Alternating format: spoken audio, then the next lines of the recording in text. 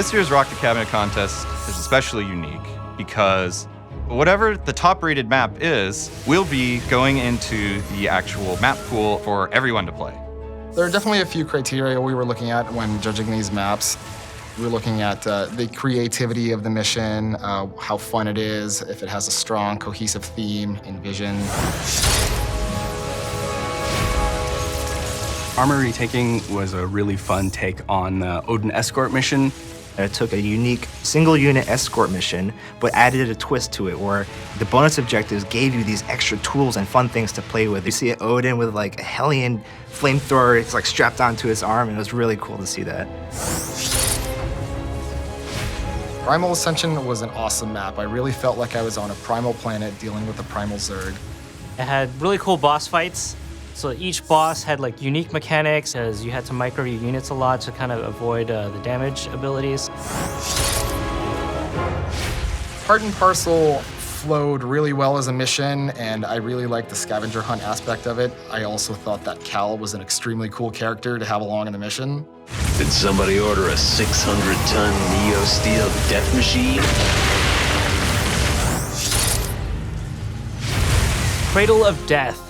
This was another one of our ones that we had a lot of fun playing. So it was cool because you got to control the objective that you were escorting. We've never really had an opportunity to do that. The map creator went way out of his way to create very interesting and understandable UI elements to help sell the map and understand what you were supposed to be doing. So for Death from Above, right off the bat, I really appreciate the lore idea behind you are following around the Death Fleet as they disintegrate giant chunks of Amon's forces. It was very accessible. Right from the get-go, we understood what we needed to do, what the main objective was, and what the twists were, which is really interesting and very well communicated. The runner-up and second runner-up for this year's Rock the Cabinet 2017 contest are Cradle of Death and Primal Ascension. The grand prize for this year's Rock the Cabinet is Part and Parcel. Personally, this was my favorite map. I really enjoyed the theme. It was about Terrans and how they always really want to make bigger guns.